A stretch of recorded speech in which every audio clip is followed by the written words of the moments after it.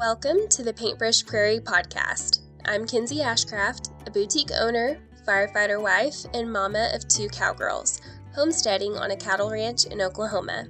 And I'm Talia Watcott, a Western artist and illustrator, mama of 2, and wife of a mountain man, raising babies in the mountains of Utah. Together, we share a passion for the Western lifestyle, homemaking, and Indian paintbrush flowers. We're here to inspire and encourage you as we each create a simple but beautiful life on the prairie.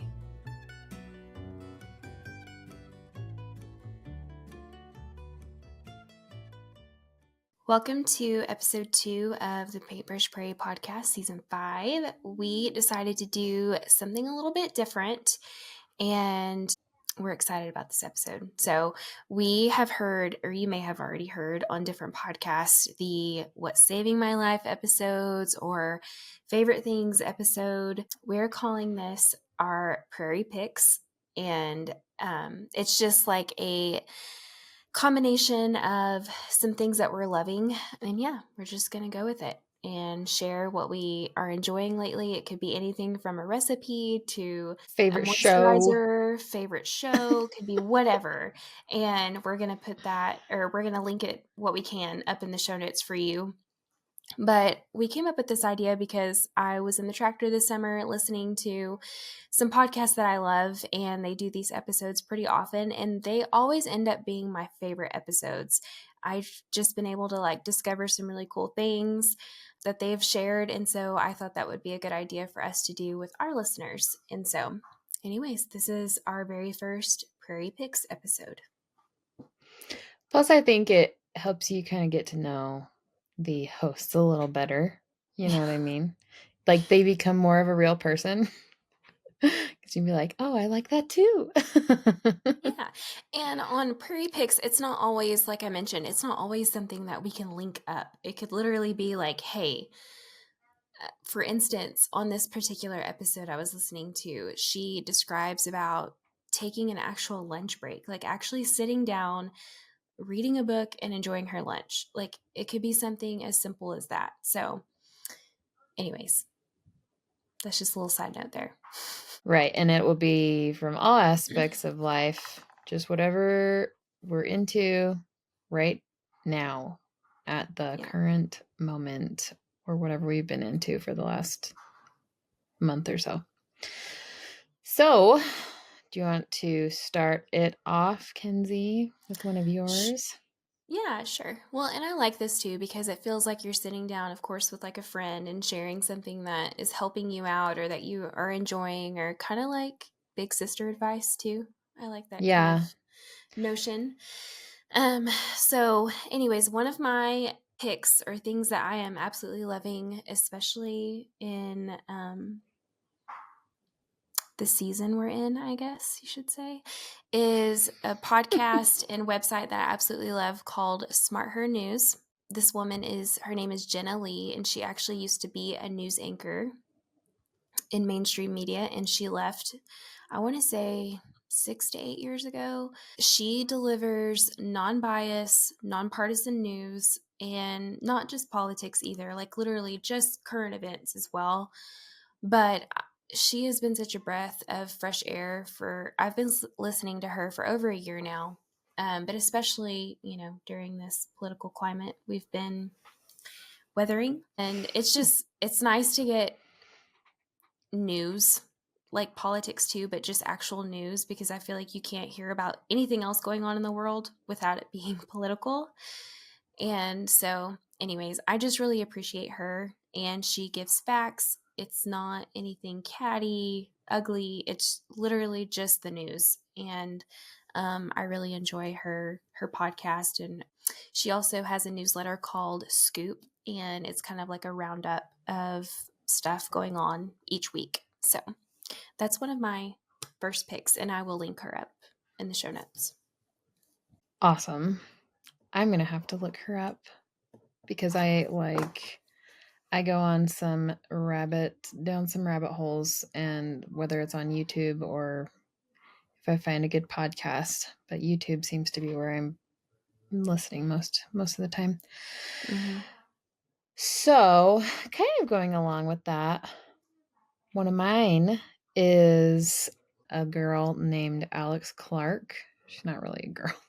She's a woman. She's actually she's pretty close to our age, actually. She's right in our age range, like the 30, 31-ish, 32. I don't know how old she is, but she's in that age range. Anyway, her name is Alex Clark, and she has a podcast / YouTube channel, and her show is called Culture Apothecary. Have you ever heard of her? Yes, I just started following her, like literally last week.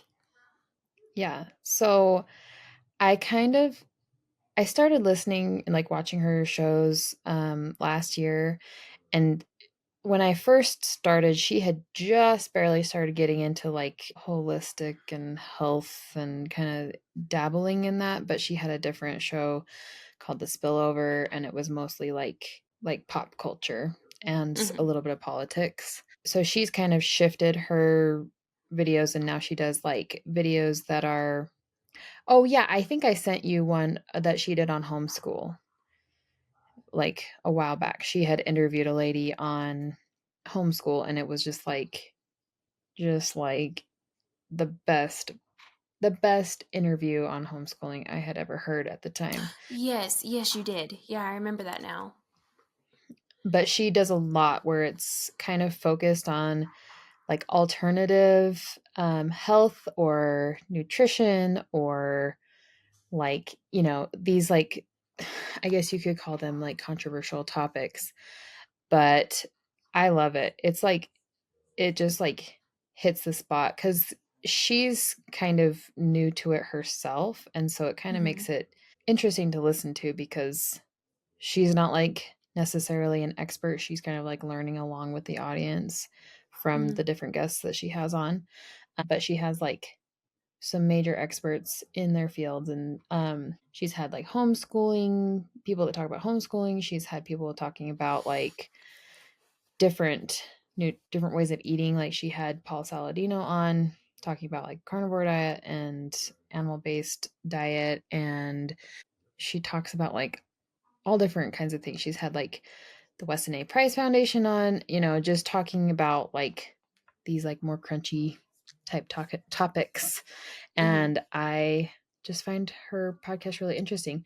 She's very outgoing and like kind of a loud personality. So she's kind of fun to watch.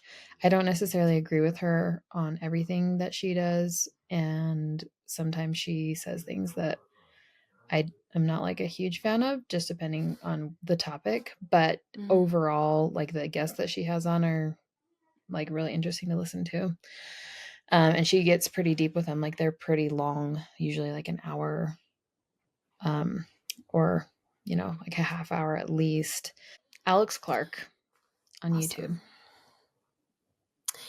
Okay, my next one is, which it's not a new thing that I've been into. I've been into it for a while, but is thrifting. But I'm dabbling more now that it's like winter and we're inside more. I'm dabbling into flipping some furniture, which I've done before, but not as extensive as what I'm trying now.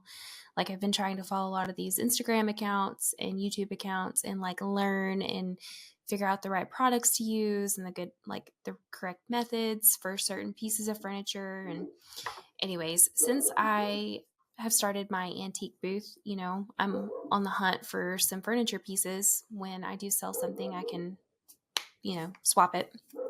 And so, anyways, it's been fun thrifting more for like that type of item, furniture stuff, and like learning the history behind certain furniture brands. And yeah, So where do you get your pieces? Where is it? Just like, as of lately, mainly estate sales.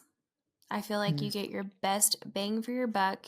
It's not completely trashed, but still needs some TLC, and you can get it for an affordable price because you still have to put money into it with your products and stuff and your time. Your time's worth something. But I have found some things at the Goodwill or garage sales also, which those are slowing down because it's getting colder. But I have a little storage pile of things to work on this winter. So I'm excited to channel some more creativity through furniture that way to put in the booth.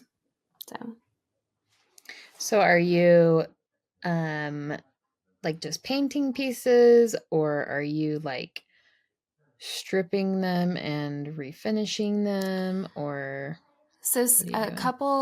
a couple things that were really small, like end tables and stuff, I've just painted, but my like buffets, dressers, vanities, things like that, I'll be stripping and completely like sanding them down, restaining all of that, putting new hardware on, reinforcing them, all of that jazz. So Okay, well, I'm gonna hold you accountable.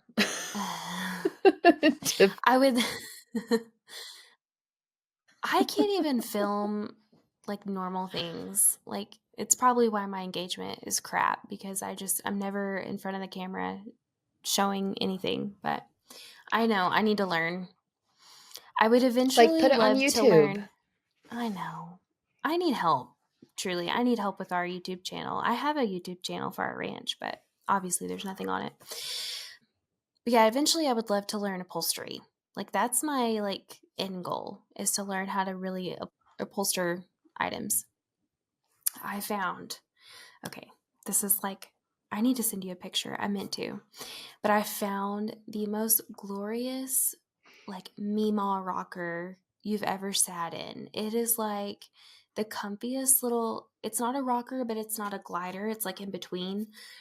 And the cushions are in like excellent shape. I actually really like the fabric, but it doesn't go with my home decor. So I'm going to recover it, have it recovered in denim.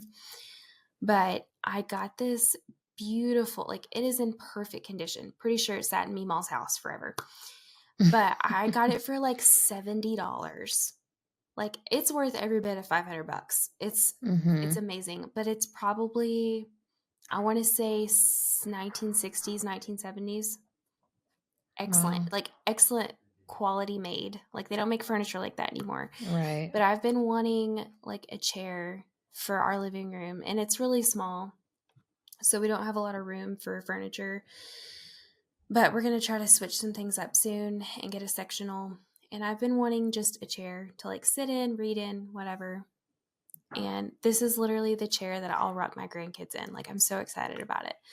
But that was like sometimes you come across those items and you're like, it just makes you so happy and so giddy because you got it for a good price and it's like a really cool, unique thing. Like that was my thing this last month. So I'm excited that I found it. And I really don't have to do anything to it except recover the cushions. So my aunt is really good at that stuff.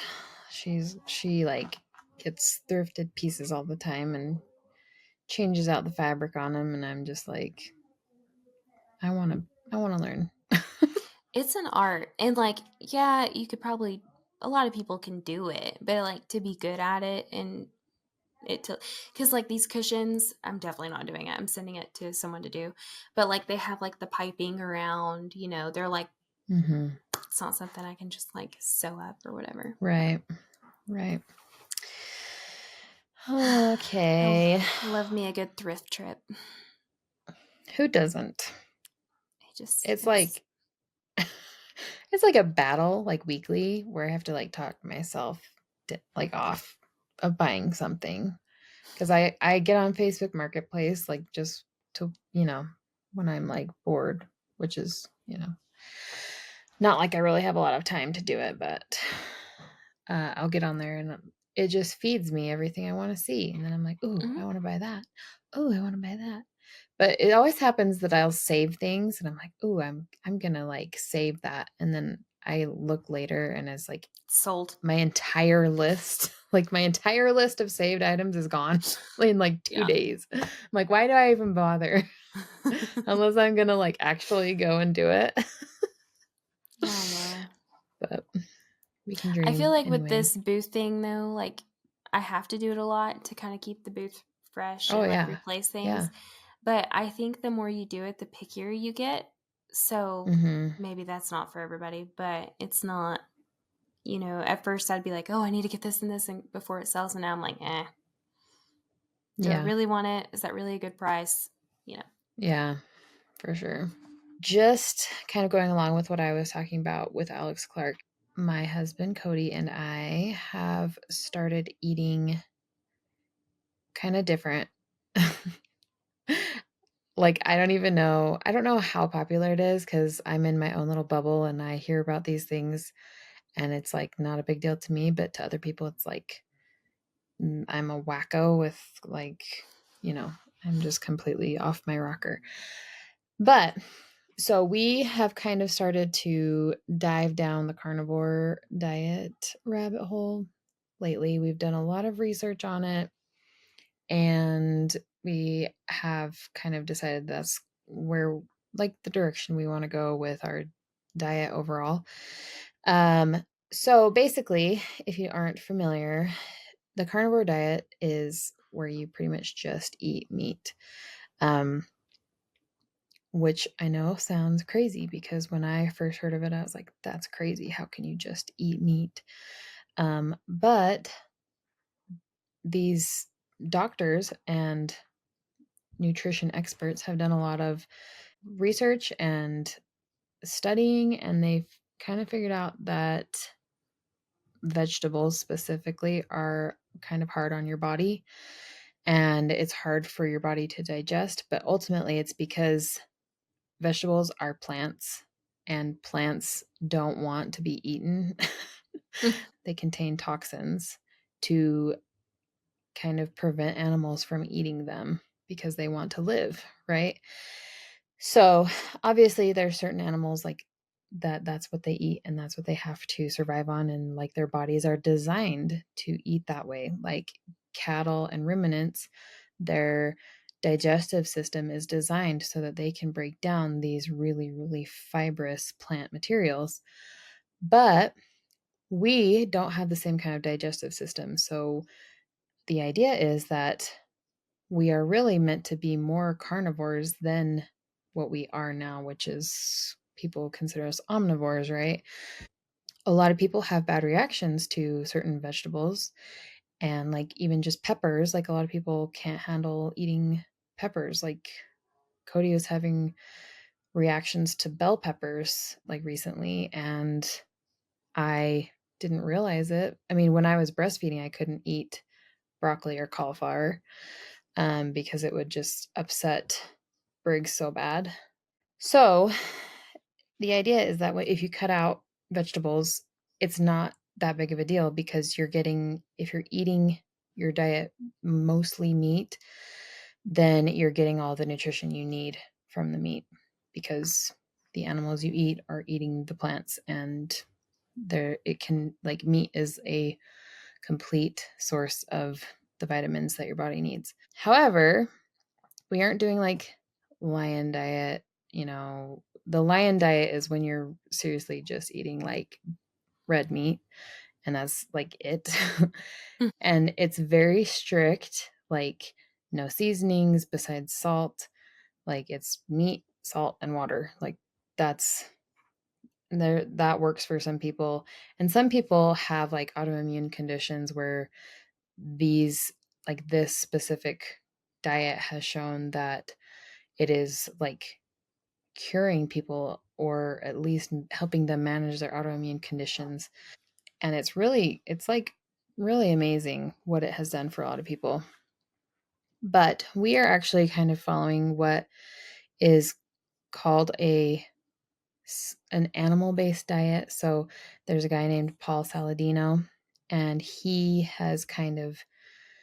started off as carnivore, like strict carnivore, and then he kind of realized that his body wasn't doing super well doing strict carnivore.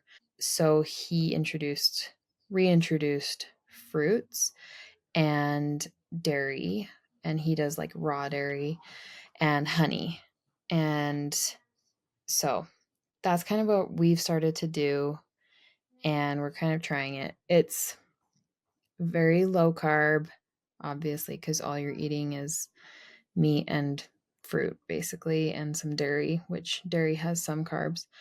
But anyway, I don't know. I'm liking it so far, and my kids, like our kids naturally that's like how they eat. Our kids love meat and would pretty much survive on meat if that's all we gave them.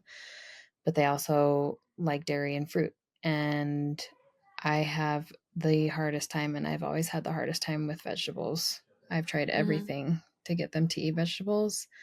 I introduced vegetables when they were babies, and every time it was like they turned 2, and it was like never again. Like, wouldn't touch it, wouldn't eat it.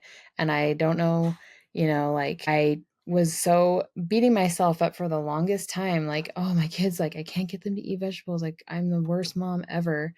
And now I feel a lot better because I'm like, they're eating fruit, they're eating lots of meat, and they're getting dairy. So I'm like, why would I try to force feed them vegetables if they just absolutely hate them? And who knows if they're even really that good for them. So, well, if it's stuff that you're getting in the grocery store, not likely. Right. Lately. There's not a lot of benefits with that.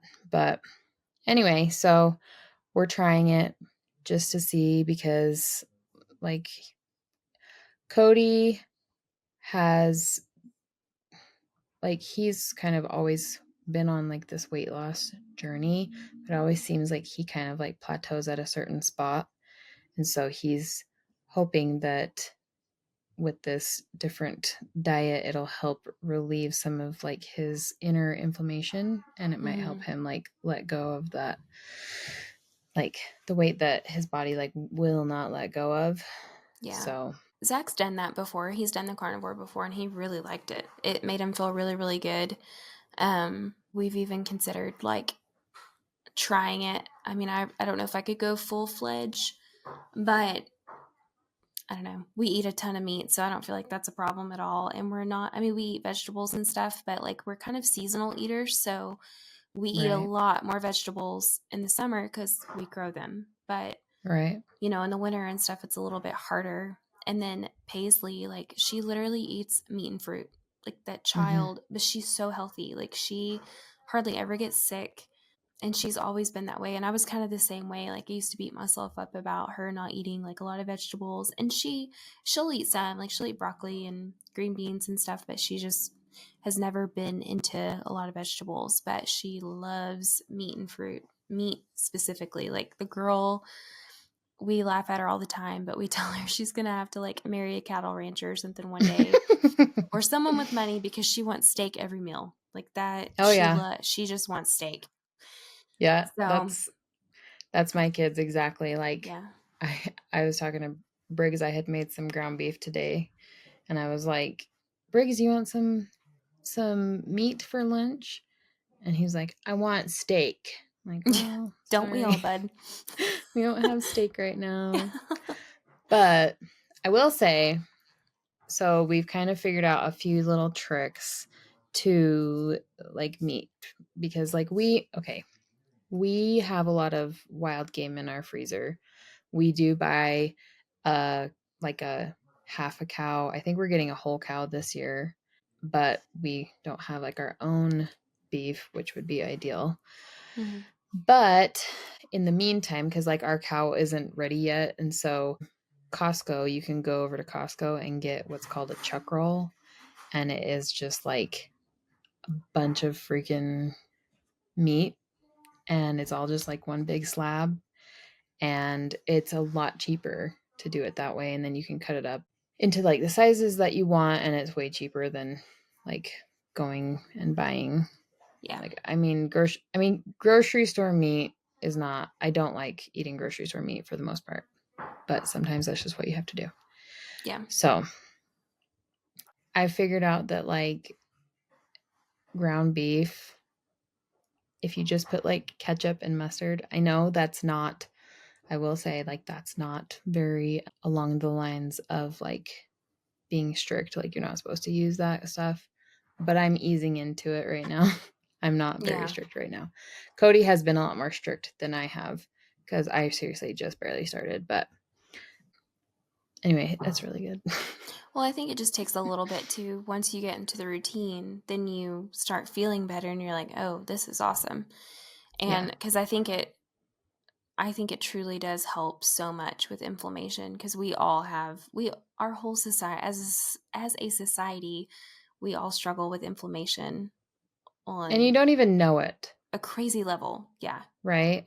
It's crazy how you realize you're like, I feel terrible. Like you can almost like you feel the inflammation in certain parts of your body.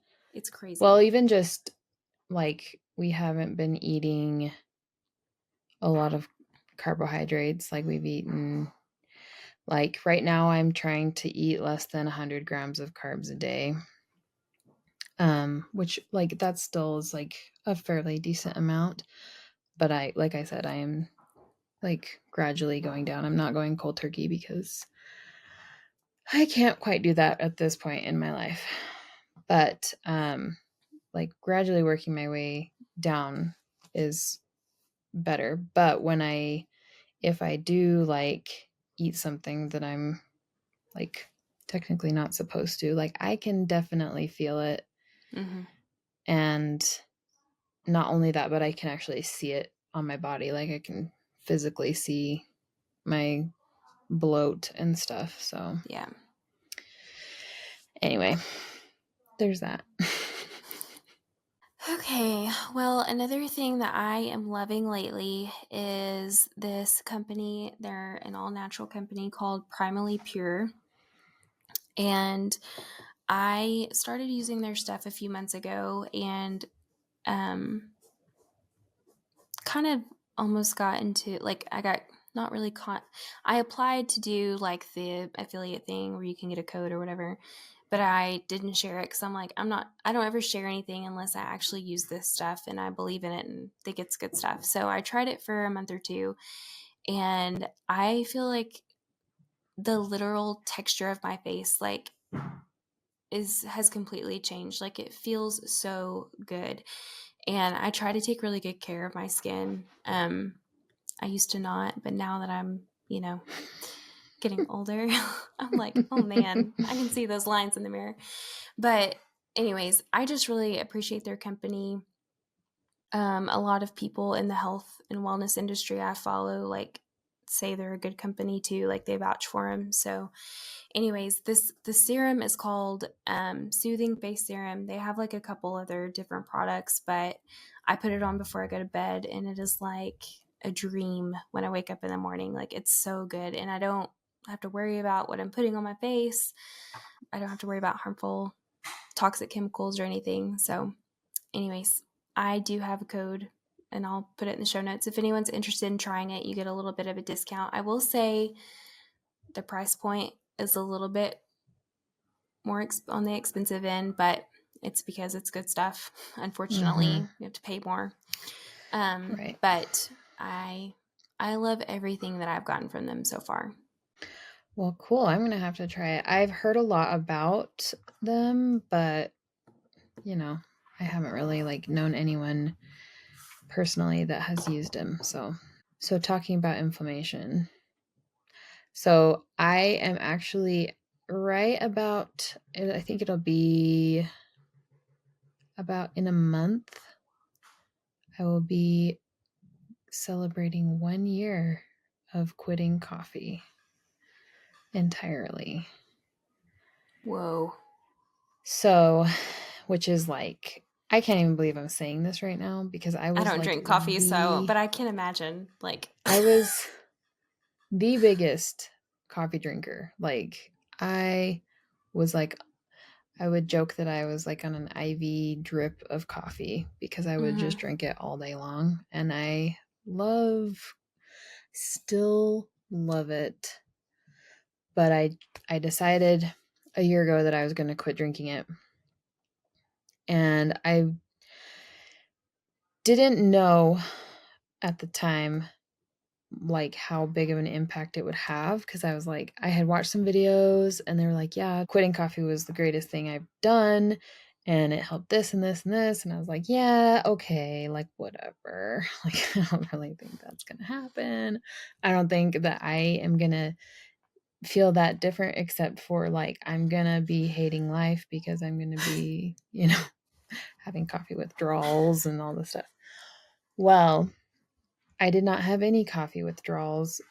I really just like, obviously I still drink caffeine a little bit because like at this point in my life I can't not. I have to have some kind of caffeine to like make it through. I have a 3-year-old that's in my bed every single night, so and I wake up at 3:45 every morning. But I switched it out and I started drinking something different, and so I'm going to share with you what that is. So it's called Perk, and they actually have an energy, like they have energy and they have like non-caffeinated, but basically it's like a morning drink. I don't even know how to describe it. It's kind of like hot chocolate, but they have different flavors, and it's like healthy, I guess, as healthy as you can really be, but it has like collagen, it has protein. It's like low, I don't even know, like low carb. It doesn't have a ton of carbs in it. It doesn't have a bunch of sugar, but it has like, I think it's 100 milligrams or just under 100 milligrams of coffee in each, or not coffee, sorry, of caffeine in each serving, like, which is like a cup's worth, like, what you would normally have, like your cup of coffee, you just have Perk instead. And so they have like a whole bunch of different flavors, and they come out with seasonal flavors. So like right now they have a pumpkin spice latte flavor, and they don't have like any like coffee flavor, because like obviously it's like it doesn't have coffee in it, but it tastes like you're drinking a pumpkin spice latte. Like if you're wanting that, like you don't want to drink coffee but you want that like flavor, and you still want some caffeine. And the other thing with quitting coffee, the biggest thing the problem I had was like, and my husband, like, it was the sentiment, like the ritual of drinking coffee every morning, like drinking a warm drink and like making it and stuff. And that's like what we miss more than the actual coffee itself. And so Perk is nice because you can just have a warm drink that's like not full of sugar, and it's still pretty like, you can fit it, like if you're tracking macros or whatever. Obviously, like it's probably not technically on our carnivore, like strict carnivore, but it's what we're doing because we're just trying to get through life. But anyway, my favorite flavor is they have one that's called Dutch Cocoa, and it is so good because it tastes like hot chocolate, but it's like without being super sugary. So it tastes more like cocoa powder, and it actually has like cocoa powder in it, but it isn't super sugary and sweet. And then they've got like a chai latte flavor. They've got like a vanilla steamer. They have a Christmas sugar cookie, like all different flavors. And they're actually testing it out in Costco right now, or it will be soon.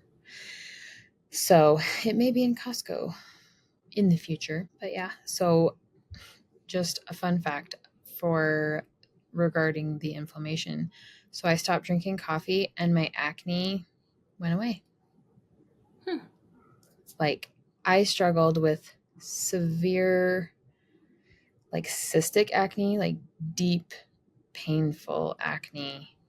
Like, and if you look at my face, like I wear a lot of makeup, but if you look at my face close, and especially when I'm not wearing makeup, I have scarring all over my face. I have like acne marks, and I had like a ton of melasma from having Briggs. Like when I'm pregnant, I get a ton of melasma.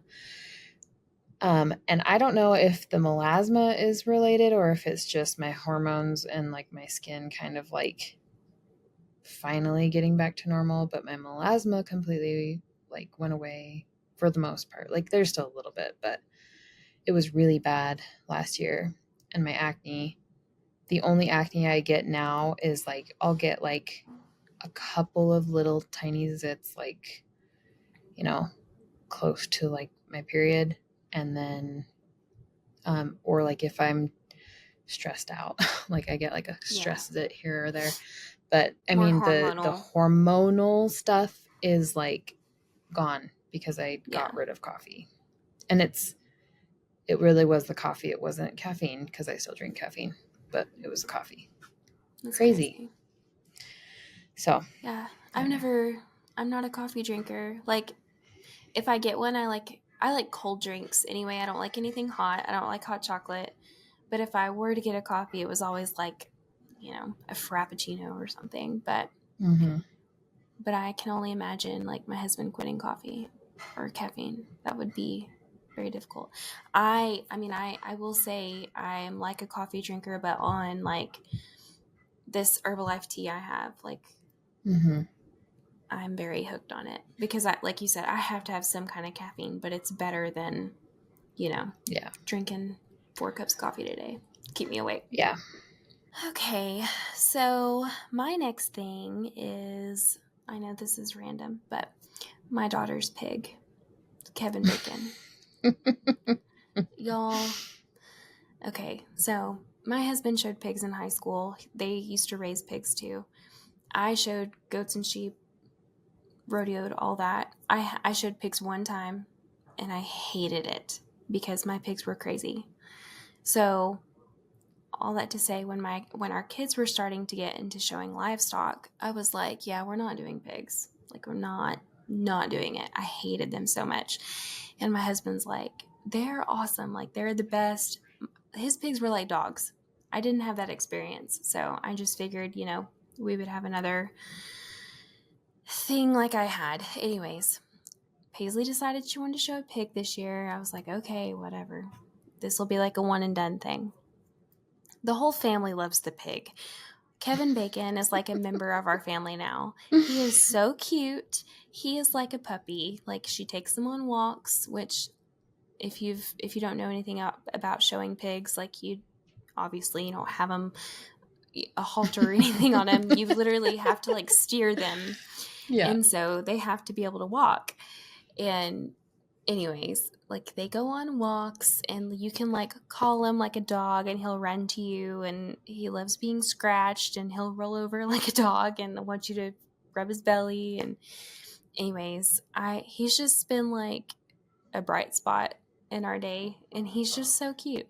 So anyways, that is something I'm loving lately, is my daughter's pig. She has her very first show next weekend. So I'm excited to see how he'll do. He's still pretty little, but we're trying to get some shows in before the big ones in the springtime, so we have some experience. But I think he's going to do pretty good. That is so fun. I think it would be fun to have a pig that was like that, like little Wilbur. Yeah. Running around. Every time, because you know how like for your animals, they have like their own internal dialogue. Like, you have a voice for your animals or whatever. Yeah. Like, if they were to talk. Or you just like make them talk like exactly. No joke. Yeah. Like on Frozen. When he does. Yes. Kristoff does like Sven's voice. Yeah. Yeah. Yeah. Mm-hmm. So Kevin, I just always imagine like he has Babe's voice. Like, every time he's like around us, I'm like, I just hear Babe. I'm like, you're so cute. Yeah.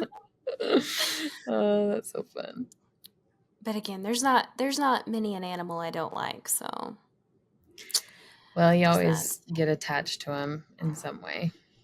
Yeah, I know. Kevin, like, literally, I don't think we can turn him into bacon because I would cry. Like,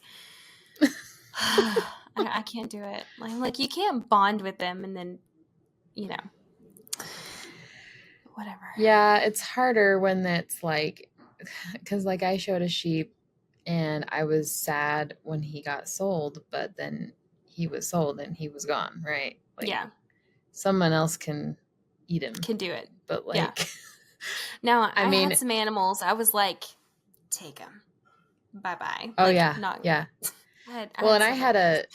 I had a steer one year that he was just like a for fun steer. Like, I didn't do anything with him, but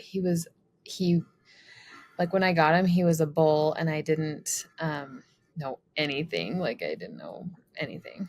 And finally when I got him like cut, he was like very bullish already. Mm-hmm. And so he was like a jerk and he would come and chase you in the pasture and he was like so mean. And so when we ended up slaughtering him, I was like, I don't care. Like, I will eat you. I don't care. Yeah. I never really liked your personality. You know, Yeah. he was really cute when he was a calf, but then he got big and he was not nice anymore. But well, and like we eat our own, like we raise our own beef, we butcher our own beef. Like that never bothers me. But I don't know.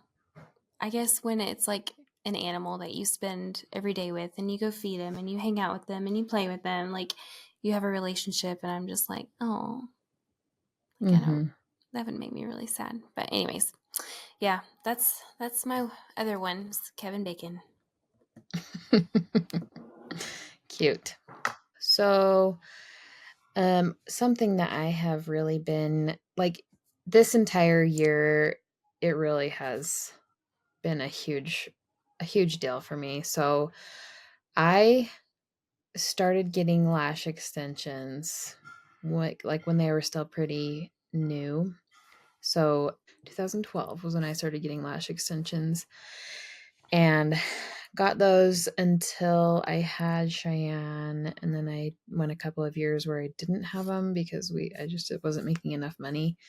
And then I got them again up until last fall around the same time this year. I just told my lash girl, I'm like, I can't keep doing this just because I can't afford it. Like I want to support her business and I want to support her and I want to still get lash extensions, but I can't do it. And so I had been seeing like the glue on lashes that you do at home that are like, I think the big one that was really big for a while was Lashify.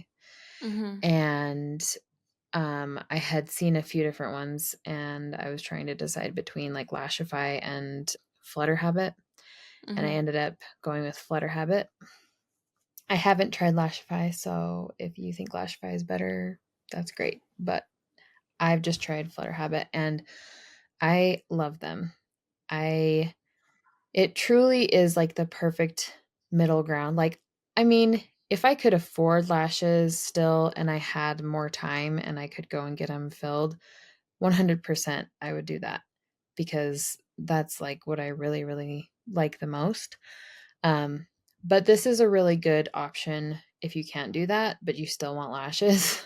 Because I'm just one of those people that like, I hate how I look with just my natural lashes. Like, it doesn't matter what mascara I use. I hate it. I love the look of lash extensions because they give my eyes, like they lift my eyes and they make my face look more cheerful. Like I look happier when I have them on my eyes and they kind of hide like I'm getting older and then my eyelids are starting to droop and so my lashes kind of cover that. So anyway, I got like you can get like a set on Amazon that is they're called the Flirt. That's the kind I'm wearing. And they're like a C curl. So if you're used to wearing a C curl lash, they look like C curl lash extensions and you just glue them on the bottom of your lashes and I can keep them on they usually last about a week and a half. Mm-hmm. For me, and it obviously depends on like if you're getting them wet a lot. I do have to like fix them every couple of days.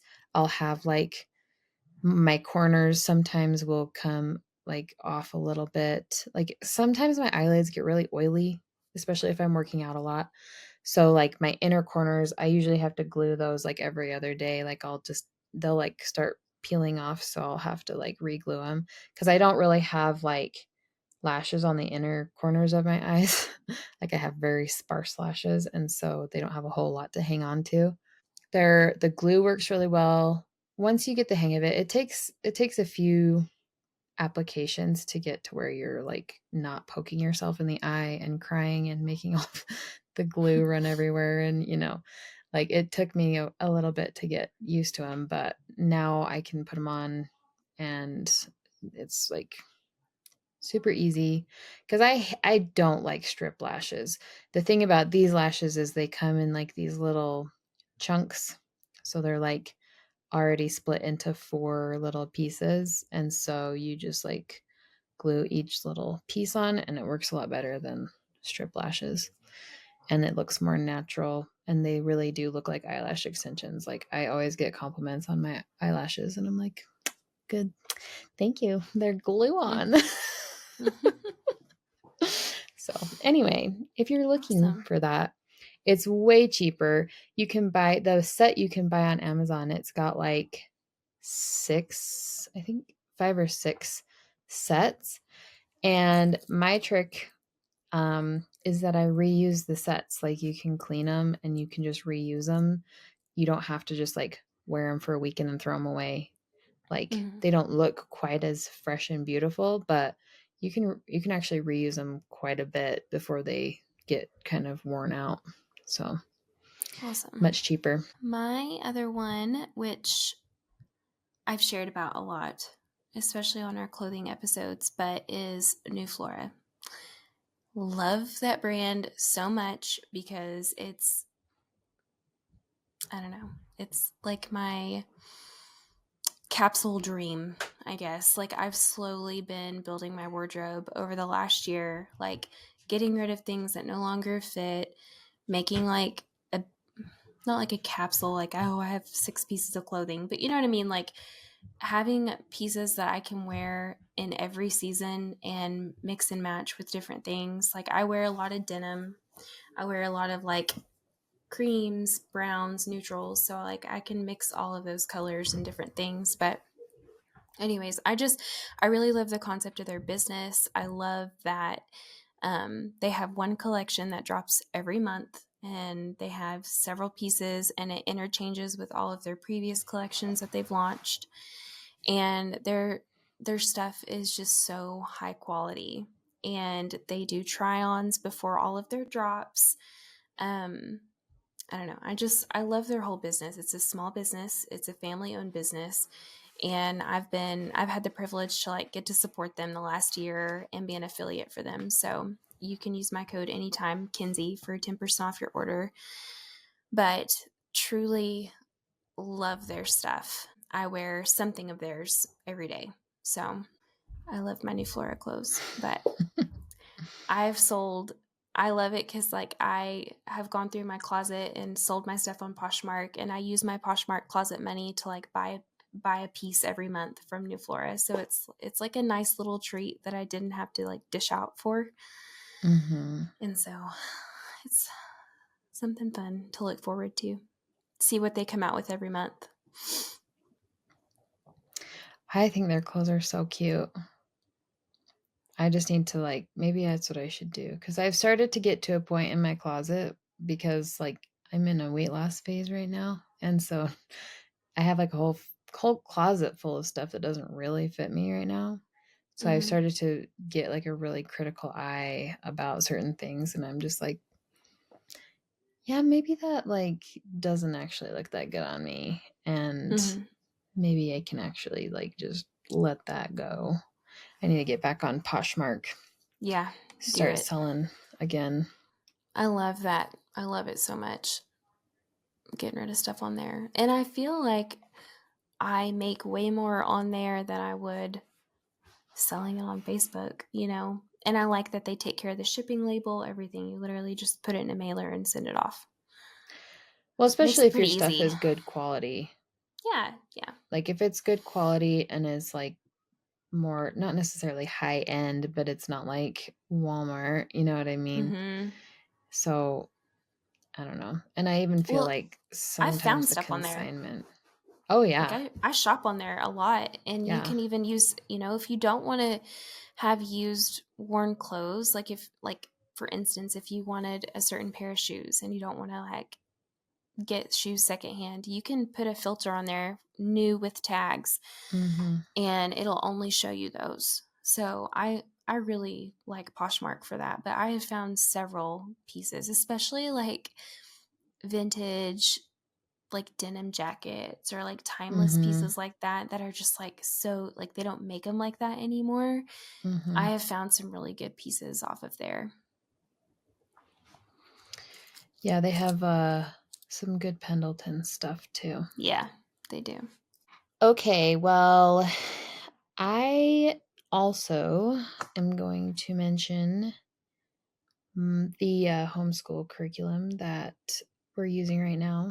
So basically, last year was kind of like I was dipping my feet into homeschool. I didn't really use like a complete curriculum for anything. I mean, I used Saxon math, and then I had some other phonics books and things like that, but didn't like have a set curriculum for like history. I kind of just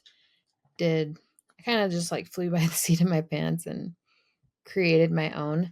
But this year I was like, I want something that's kind of open and go, but also kind of not, like just something that kind of has like the skeleton there, and then you can follow it, but then you can kind of like also add in or take away like certain things. This year I decided to use, it's called The Playful Pioneers, and it is by Jennifer Pepito. And basically it is a Charlotte Mason style, or like, it's like influenced by Charlotte Mason style kind of teaching, but it's all based on American history, but it kind of is, it's interesting because it's like a little bit of history, a little bit of science, a little bit of geography, but they tie everything together. So it's a very like whole, like well-rounded way of kind of learning. So obviously like it doesn't include math, and it doesn't include phonics and spelling, but it has a manual that you purchase, and it has each week of the curriculum, and it's all laid out for you. So it has like Monday, Tuesday, Wednesday, Thursday. It has 4 days a week of like what you can teach for Bible and a recitation, and it has a reading, like a book list that's included, and then it tells you what to teach for geography or history or science that day. And then it has like different art projects you can do, or like handicraft type projects, or it'll have like a recipe suggestion, and then she has like a recipe book that goes along with it with the recipes in it. I have been really happy with it. I think it's great for the level that we're at right now. So I'm actually using, she has 2 volumes, and the way that her curriculums go is they're meant for you to like kind of like cycle through them. So she has one that's The Playful Pioneers, and it's like the volume 1, and that's based on like the Little House on the Prairie. Like that's the spine, and everything kind of like relates back to those books as like the spine. And so it's been going really well. I like the books that she has incorporated in it, and it is nice because we can add, like if I want to go more in depth on a certain topic, I can. I can also like switch out, like if she has a book suggestion for one of the days and I don't have that book, I have a different one that's like similar, I can just switch it out. So like there was a book that she had that was on Patrick Henry, but I had found a book on Patrick Henry from like the thrift store, so I just switched it out. But we're still learning about Patrick Henry, you know what I mean?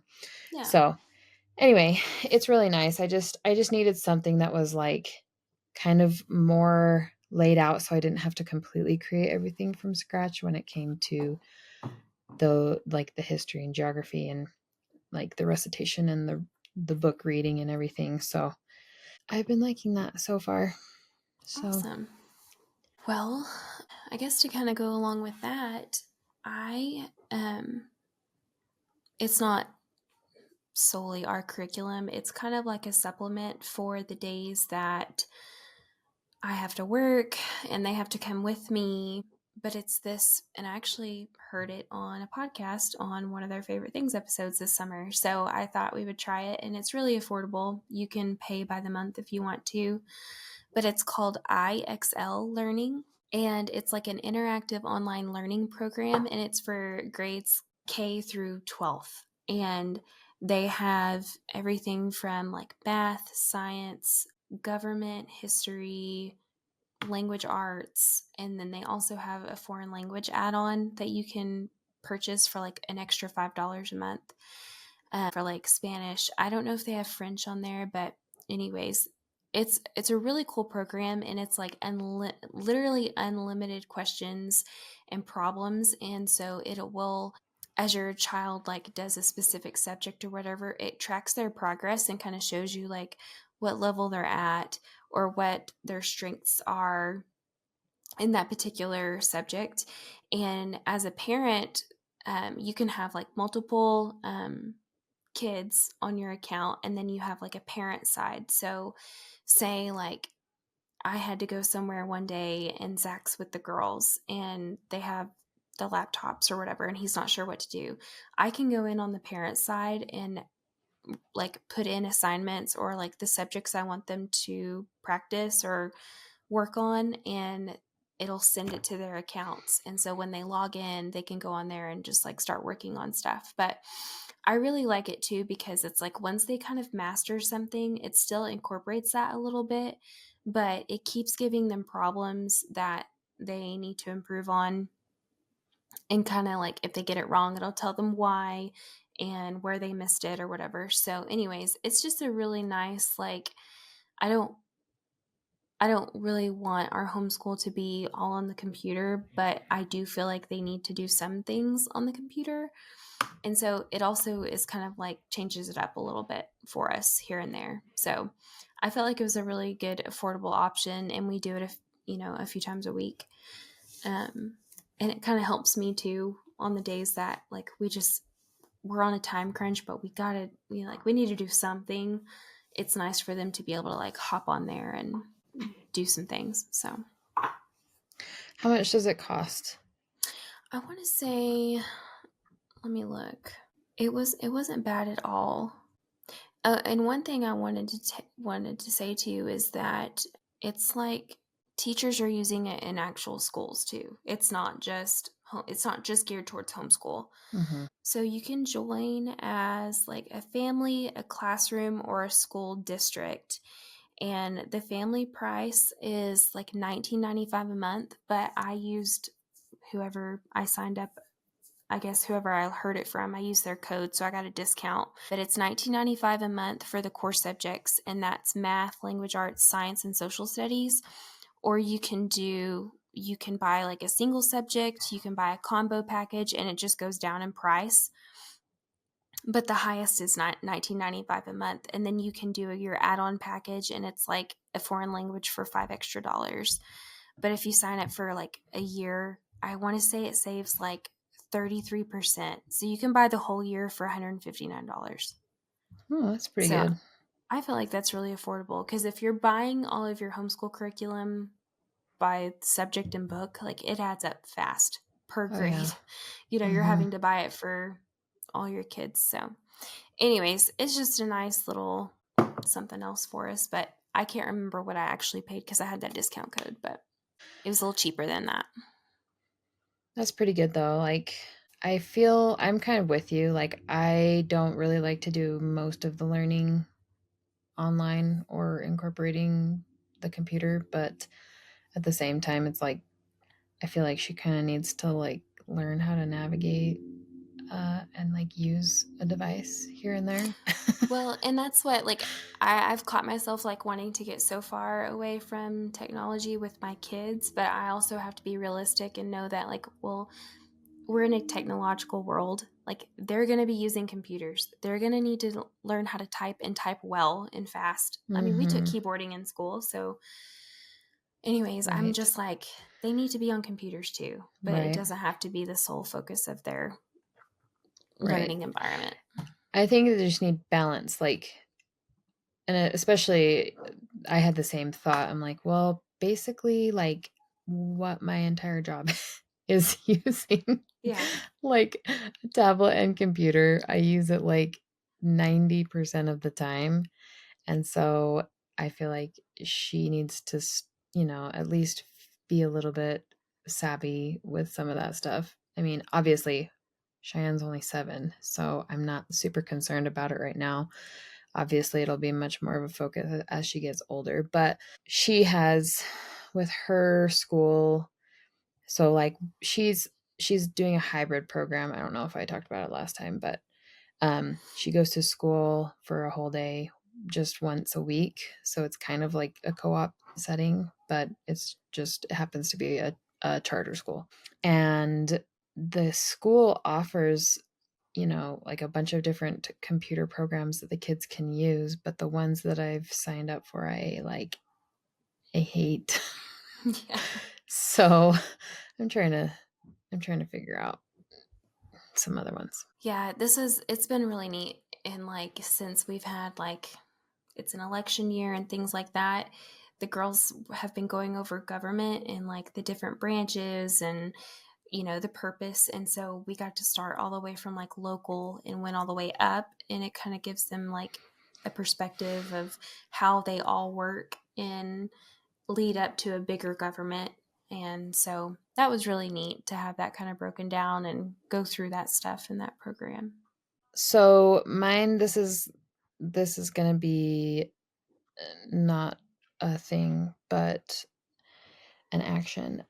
So my husband and I, he got a job because like we kind of went through a while there where he was just helping me with my business, but then the economy tanked. So he ended up getting a job, and he wakes up really early because he actually has multiple jobs now because he also coaches CrossFit, and he works with his dad doing construction. So he wakes up really early. He wakes up about 3:30 every morning, and then I get up pretty shortly after.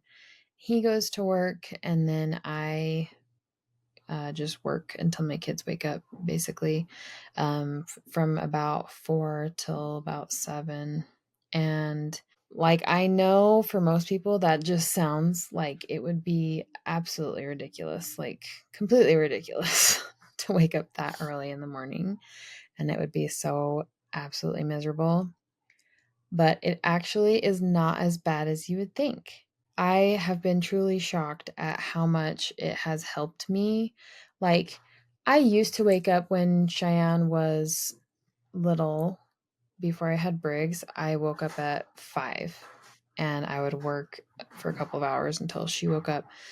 But then I had a lot more time during the day to do more work because I only had one kid, one toddler, and she could keep herself pretty busy or just be content just being with me while I was working. So this time, like when now I have 2 kids and they just like, I can't get anything done when I have both of them. And plus I'm homeschooling, which is another thing that I wasn't ever planning on doing, a few years ago. But that's what we're doing now. So pretty much my morning time is like my golden hours of the day. Like, that's when I get so much work done. And it's funny because like the last couple years I was having a really hard time like actually waking up early. And part of it was because like I kind of struggle getting out of bed when I'm the only one in the house that's waking up. Because like our house is really small and pretty much, like I don't have like it's it's like it's an old house too. So you wake up and then you're like, it just makes noise. Like the floor creaks, the walls are not, like you can hear everything between the walls. And so it's not like I can just wake up and like go downstairs and eat my breakfast and get ready and like, do all the things. It's harder because all of like our kitchen is right next to our bedrooms and you can hear everything that's going on in the kitchen. So anyway, I can make a million excuses as to why I was struggling to get up early, but I was just choosing to work late at night. But when I work late at night, I have like zero energy and zero creative energy. And I was just like, things would take me like twice as long or even 3 times longer than they would normally take, because I was either fighting to stay awake or I just was like so drained that I just like I was just not being productive. So waking up early and, being fresh in the morning is like amazing for my creativity. I can like bust stuff out in those few hours I have in the morning, and I'm so much more efficient with my time. And not only that, but it's like starting your day with your kids and already having like stuff accomplished for the day is the greatest feeling in the world. Like, it almost gives you like a high, like knowing that you like got this and this and this like done, that those things that you needed to get done for your business, you already got them done. And now all you have to do is like do your homeschool with your kids and like, I don't know, just like have your day with your kids. It's the greatest. I love it so much.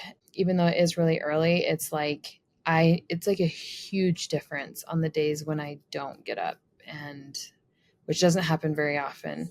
But like there was a couple of days where we were deer hunting and didn't get home till late. So I slept in the next morning, and it just makes for a day that doesn't go well. And I'm grumpy. And the other thing too, and this is my trick, because when you're first getting used to it, you start, if you are working like I am, I just go pretty much wake up and go straight to work. But when I was first getting used to it, I get really tired, and I like kind of struggle to stay awake sometimes in the mornings just because it was so early. And if I wasn't getting enough sleep, I'd be really tired. But one thing that helped is like I'll wake up and then I just go get ready for the day. Like I go do my makeup, do my hair. I don't always get dressed, but like I do a lot better when I do get dressed. But at least, if nothing else, I've done my makeup and my hair for the day, because then when my kids get up and I'm like having to get them ready, and it's not like they really like need to do a whole lot to get ready. Like they're not going to a full day of school except for Cheyenne's one day, and then Briggs does go to like his little preschool. But it's just nice because I don't have to focus on getting myself put together. I'm already put together, and so I can just like hit the ground running with them and make sure we're getting started with school early enough and not, dragging it out forever. And it is just the greatest. I don't know. I love it. It's hard going to bed early enough, though, I will say. Like, that's one of the struggles that I have right now, is just getting the kids in bed and getting myself like ready for bed early enough so that I get enough sleep. But yeah. I used to be like you, like would stay up and work, and like my body just will not let me anymore, and I don't feel good. Like I don't feel like I get anything done, or what I do isn't done well when I stay up late anymore. I would much rather go to bed early and get up early. I feel so much better, and like you, I don't know. I can't do that anymore. I don't know if it was like years worth of draining myself, but I also think like when you get we all have that circadian rhythm that's supposed to be like go to bed when it gets dark and get up. Like when we mess that up, I think it just makes us feel terrible. So like, especially with the time change, which I hate, but now that it's getting dark so early, like I'm ready for bed. Like I do not mind going to bed early. The summer's harder because we like being outside, and it just gets dark so late. But yeah, I like getting up early now too. I used to be completely opposite. I hated getting up early, but now I do. Yeah, it's so nice. Okay, my next one is, I don't know if we've talked about it here, but is my book club. So I'm a book nerd. I love to read so much. I always have a book with me. Like it's either in my purse, my car. I always have a book. I'm usually reading like 3 or 4 at a time. I may not get through them quickly, but I'm always reading something. I love going to the library. That's kind of mine and the girls' routine is usually every Friday. It's our library day. And then, of course, we have lots of books here, and we've kind of built our little home library. But I just wanted something a little bit deeper, I guess. And so in February, I asked my mom and my cousin like what they thought about starting a book club. And we kind of laughed about it, but I was like, no, seriously, like I've seen some and I've always wanted to be in one. Like, what if we just have a book club? We invite whoever wants to come. If you can't make it a certain month, that's fine. But I planned out the whole year. So like we usually meet on Tuesdays once a month. And it's at the same place. My mom graciously let us use her house, and we all meet there, and then we provide like the protein, and then everyone brings a side. We have like a sign up sheet, and we just get to like fellowship and break bread and discuss the book that we read each month. And it's so much fun. And we just gather for 2 hours. It's only 2 hours and that's it. And I truly look forward to it every month. It's really simple. We're not a fancy book club. We don't really have a theme every month. Like that was kind of my intention at first, but really it was just to do something as adults. And because I'm really easy, like I'm really bad about just shelling up and staying home and not doing anything. And I'm content with that. And that doesn't bother me. But I don't know. I just thought like I love books. I like to discuss books. I think it's fun. I like to eat. I like to just hang out. So anyways, it's been fun. And at first it started with like me, my mom, my cousin, my aunt, and a couple other people. And it's grown. I think we have like 13 or 14 in our book club now. And like I said, like not everyone can come every month, but when we always welcome whoever wants to come, but we really enjoy it. We're going to have our Thanksgiving one, Friendsgiving one, and we're doing a potluck. So we all bring a potluck dish. And then next month, we're going to do a big Christmas party on a Sunday because we want to spend more time. But at this next book club we're having, we all are going to put books that none of us have read. We're all checking with each other, making sure we haven't read them, and we're all going to throw them into a hat, and then we're going to draw 12, and we're going to go ahead and plan our whole next year, what we're going to read each month and all of that. But anyways, it's been fun. Like we got to read a book this year that had a movie coming out. So for that month, instead of meeting at the house and talking about it, we went and met at the movies, and that was fun. We read a book that had like a little Amazon miniseries or Apple TV miniseries or something. It was kind of like a mystery book. And we watched that outside on my mom's pavilion for that month and had dinner out there. So anyways, it's been a lot of fun, and it's something that it doesn't cost a lot. It's really simple. Like half of our readers listen to their books on Audible. Half of us read them or check them out of the library. And yeah, it's a good time. Like I highly recommend it. A lot of people are like, I don't have time, but we've all made time for it. And I think we've all really enjoyed it. So I'm excited for this next year. Well, that's awesome. I'm jealous. We can I FaceTime wanna you come. in. I know it's not the same, but you can read with us. Yeah, well, might have to consider it because I don't know. Like I have the same desire.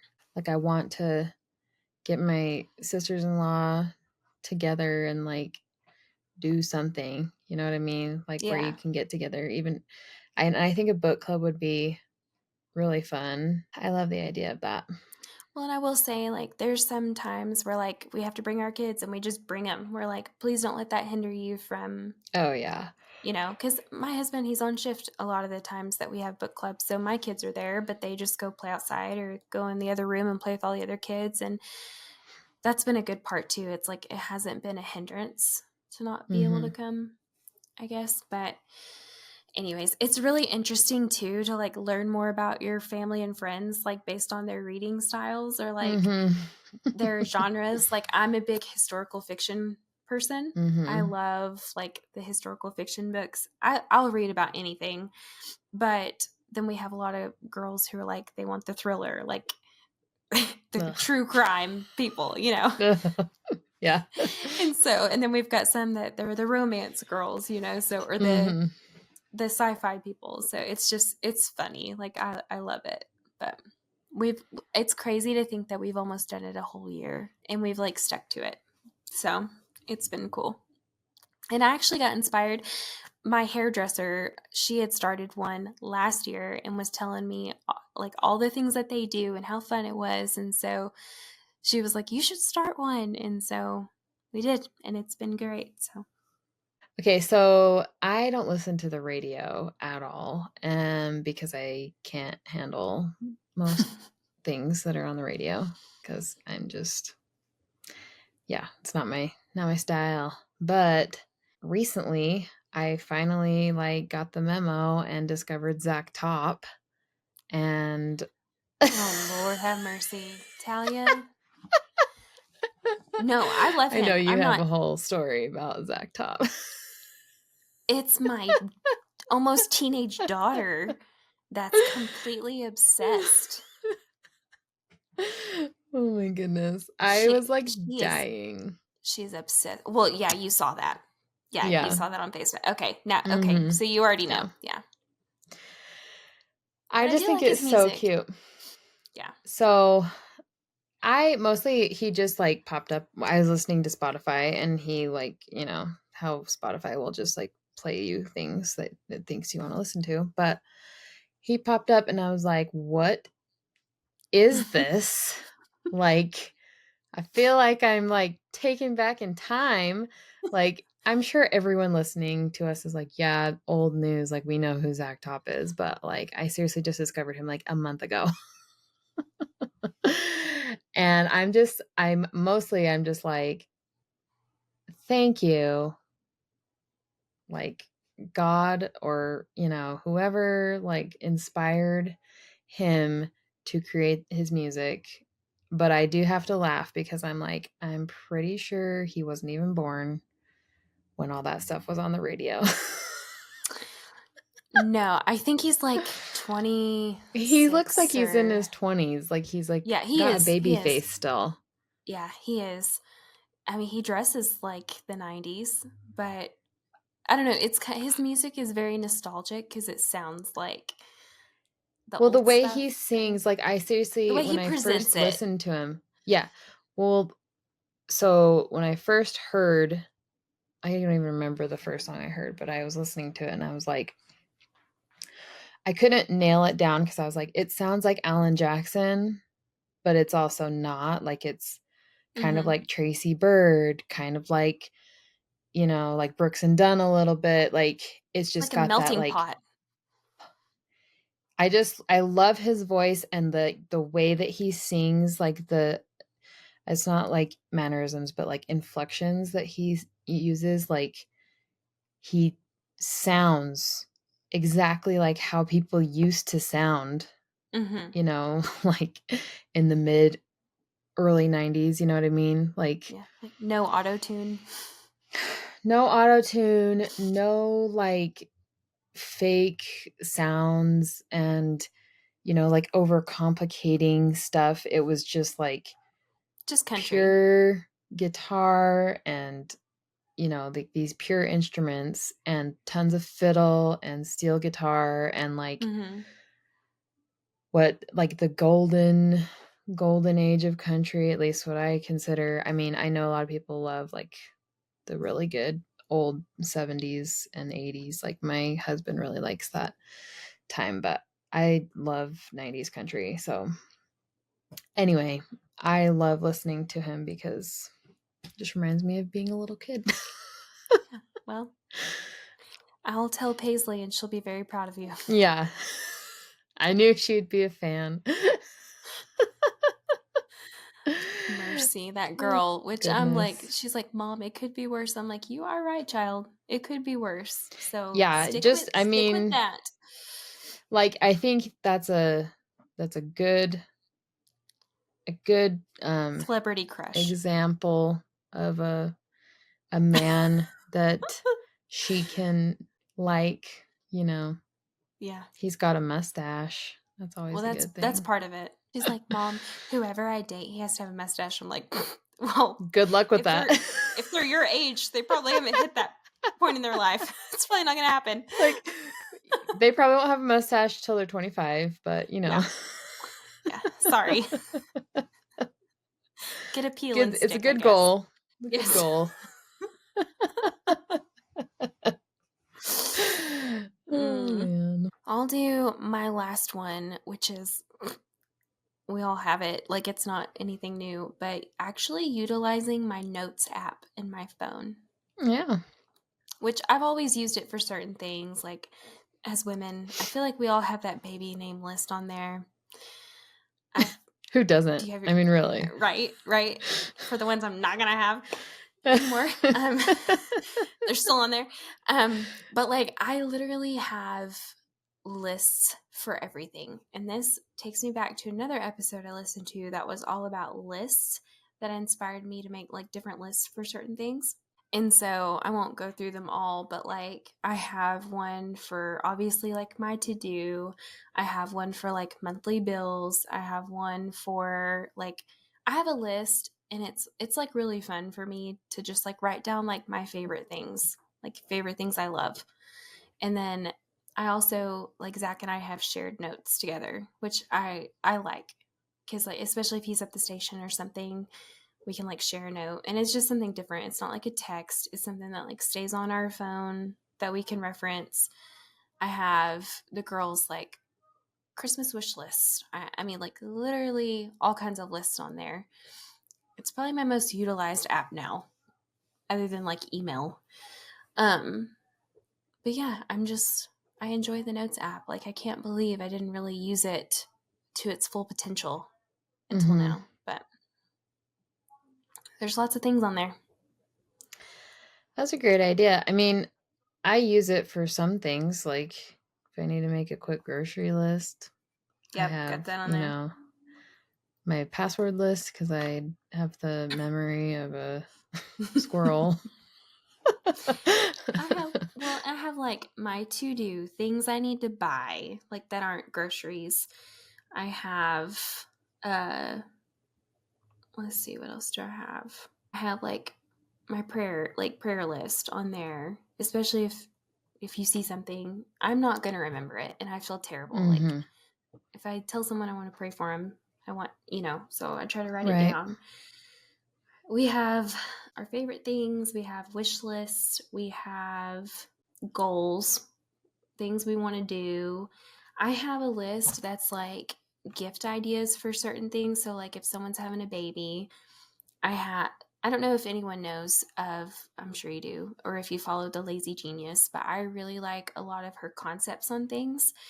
And one of her concepts are decide once. So it's like, it's something that you use and you don't have to think about it. So for instance, if someone is having a baby and having a meal train, you always take fajitas, like no questions asked. If it's like takeout, whatever, like you have a plan. Or if it's a wedding gift, like you buy them, I don't know, like the certain gift that you get everybody for a wedding gift. So it's like simple.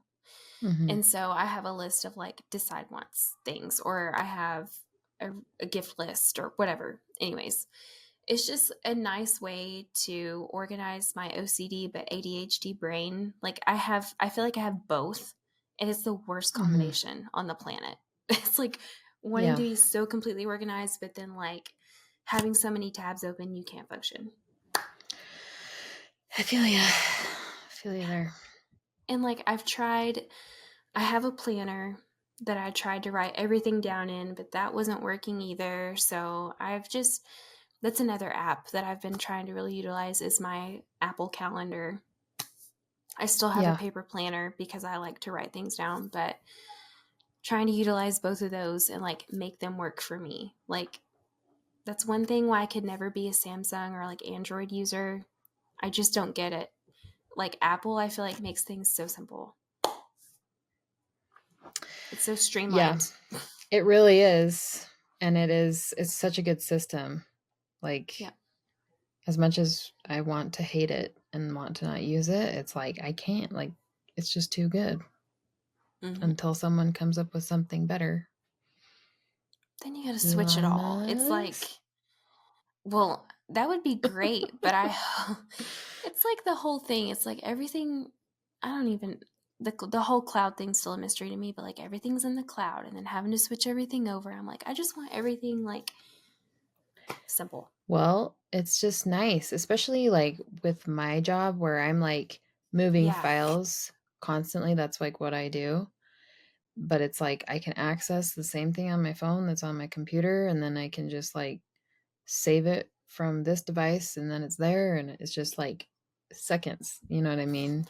Yeah. Well, it's like the other day when I So, messaged you and I was like, "Hey, I can't find this thing in our Google Drive folder," and then I ended up finding it. But it's things like that, like shared folders and having everything in one spot, and I can go on my phone or my computer and find it. Like I love stuff like that. I don't want to have to carry my iPad, my tablet, or my iPad, my computer, my laptop, my phone, all of that for different things. I want it all streamlined.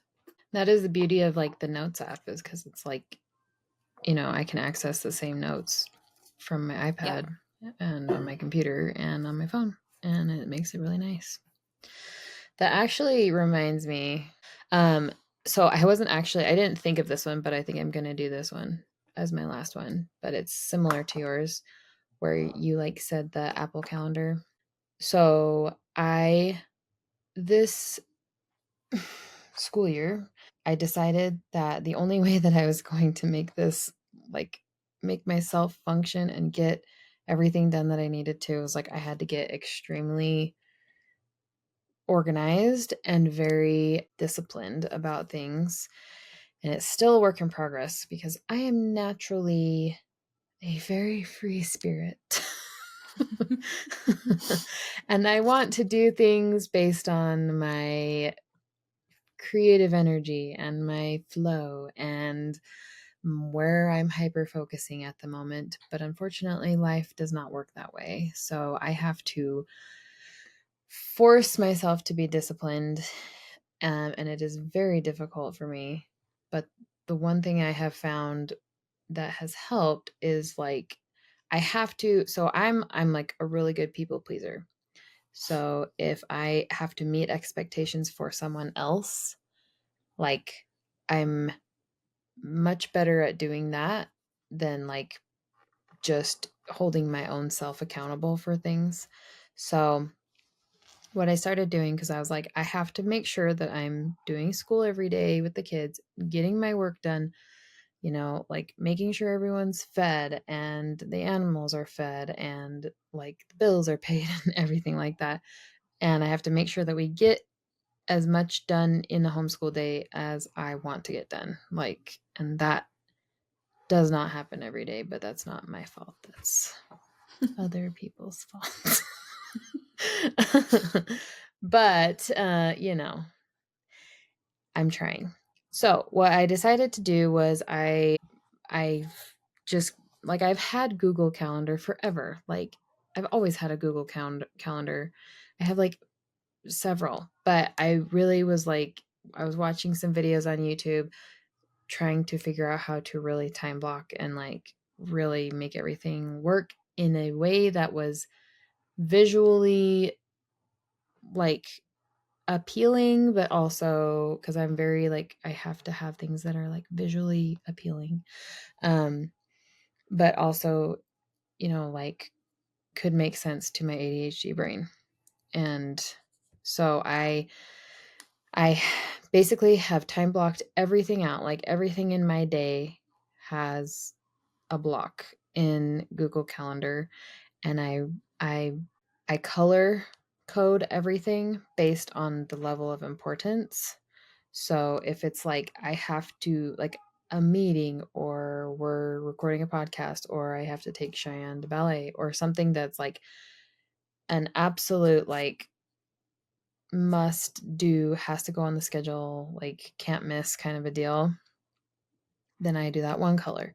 And that's like my A tasks or whatever. And then I have like my B tasks, and those are a different color. And then my C tasks, those are a different color.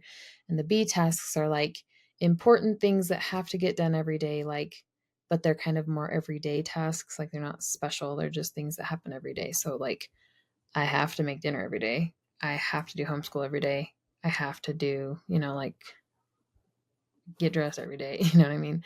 Mhm. So, and then I have things that are like just things that I would like to get done. But like if it doesn't happen, it's like no big deal kind of a deal. So those are a different color. So anyway, I've been using that, and I have like the notifications on in my phone. So like I get these little like the little notifications when it's time for the different tasks, which is good because it keeps me on track, just knowing like, okay, it's time for this thing, especially in homeschool. Like I sometimes like will spend too much time on a certain subject, so it's nice to have my subjects actually like time blocked out. But the other thing that I started doing in conjunction with that, which I have never done before, and I don't know why. Like I seriously do not know why I haven't done this before. I just haven't.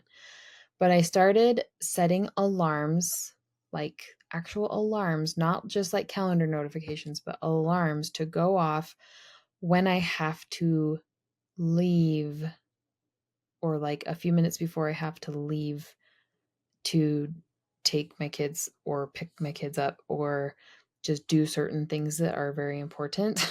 Mhm. So that like, things that I can't be late to. You know what I mean? Yeah.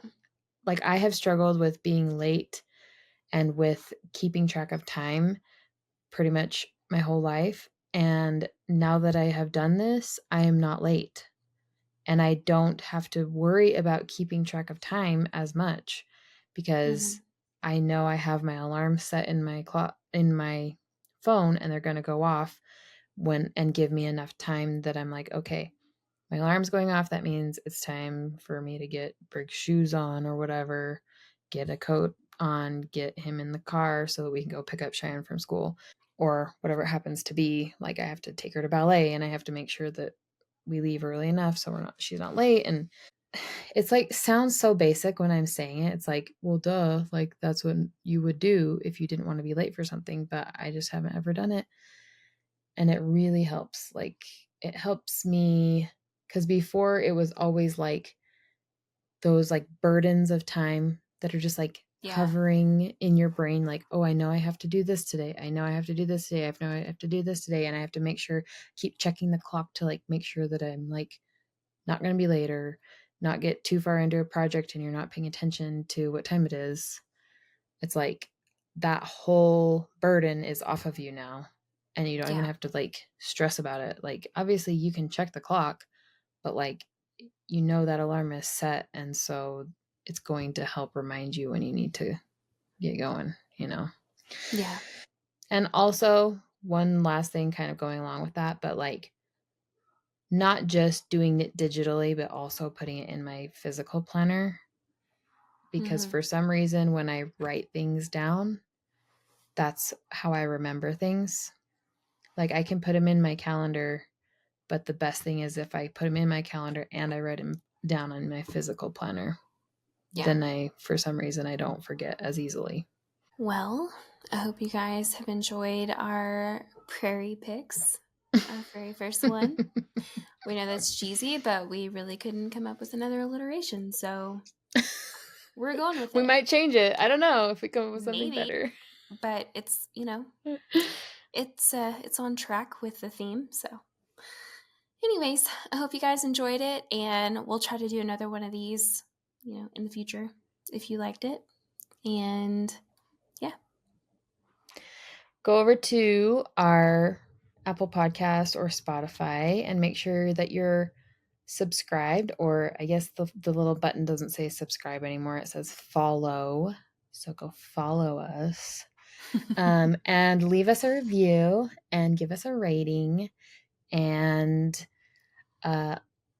also head over to our website and go get our ebook, because we have our fall recipe ebook available, and it makes a great gift. If you already have it, you can just buy one and print it off and give it to someone for Christmas. Yeah, it's got lots of really yummy recipes.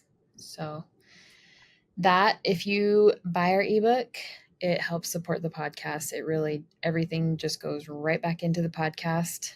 We're not making money off of this. We're just trying to pay for all the expenses. So we really appreciate your support in any way that you can. And if you would rather, you can also head over to one of our shops. Kenzie has Farm Girl Boutique, and I have my art shop called Pinion Range Mercantile, or my Etsy shop, Wapiti Sage Design, and you can get some goodies, and that also helps support the podcast. So, all right, well, we're gonna round out this episode, and hope you guys have an excellent week and are enjoying fall. See you next time. Bye.